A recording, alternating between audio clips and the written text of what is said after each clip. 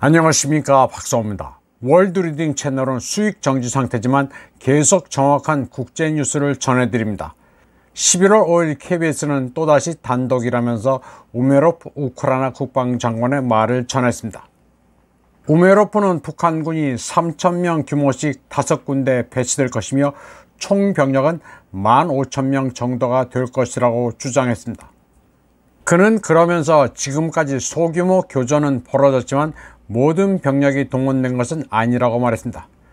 TV조선은 이와 관련해 우크라이나 국방장관이 곧 특사로 방한할 것이라면서 일부 언론에서 언급한 것과는 달리 북한군은 아직 교전하지 않은 것으로 한미 양국이 파악했다고 전했습니다. 그러면서 정부 당국 관계자를 인용해 한국 측은 동북아 지역 정보를 알려주고 북한군 동향과 현대전 수행 능력을 파악하기 위해 우크라이나와 네트워킹을 구축할 것이라고 전했습니다.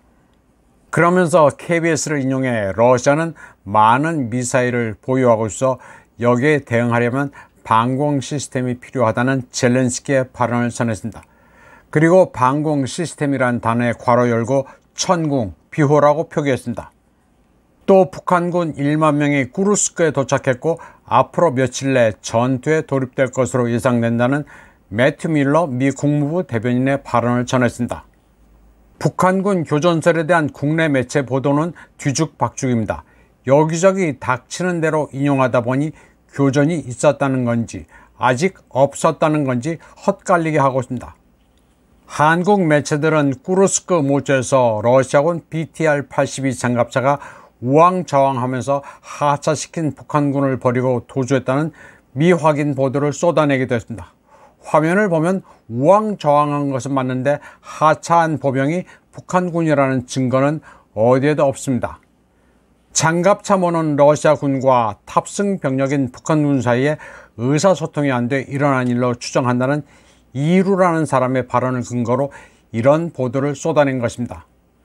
자주국방 네트워크 사무국장이라는 이루는 러시아가 많은 북한군 병력을 무장시킬 능력이 없다면서 북한군은 대부분 대포밥, 총알바지로 희생될 가능성이 높다고 말했습니다. 확인이 안 된 내용이지만 이를 그대로 사실로 믿는 이들도 적지 않습니다. 불명확한 것을 가지고 쉽게 분노하거나 슬퍼합니다. 공중파와 신문이 도배를 하면 유튜버들이 그것을 베낍니다. TV에 나오고 활자화되면 대중들은 그대로 수용하는 습성이 있습니다. 유튜버나 대중이나 사실 별 차이가 없습니다. 요즘은 누구나 유튜브 계정을 만들어 방송을 하면 그만입니다. 기성 미디어도 경악할 만한 수준입니다. 10월 19일 문화일보 기사입니다. 외신 분석에 따르면 북한이 러시아에 최대 1280만 명의 현역병 지원할 것이라고 보도했습니다. 이런 황당한 내용이 기사화된다는 게 경이롭습니다. 한편 조선일보 파리 특파원은 러시아군이 50년 된 총을 쓰고 식량 보급이 안 돼 사상자가 70만 명이라고 주장했습니다. 그리고 북한군의 러시아 파병이 기정사실화되면서 이들이 전선에 투입됐을 때 어떤 환경에 처하게 될지가 관심을 끌고 있다고 말했습니다. 용병이나 다름없는 북한군은 러시아군보다 더 불리한 조건에서 싸울 가능성이 높다면서 훈련을 받던 북한군이 식량 부족으로 집단 탈영을 했다는 소식도 나왔다고 말했습니다. 혹한의 겨울을 앞둔 상황에서 부실한 보급과 무리한 밀어붙이기 전술이 북한군을 사지로 몰아갈 것이라는 우려가 커지고 있다고 했습니다. 그런데 한국의 언론학자도 러시아군 사상자가 이미 70만 명이라는 주장을 그대로 수용하고 있습니다. 조맹기란 분은 권력은 자발적 믿음도 선전선동으로 조작을 한다면서 PC좌파는 문화적 헤게모니 이론으로 포장한다고 말했습니다. 그러면서 이는 국가사회주의, 공산주의에서 하는 행동이라고 말했습니다.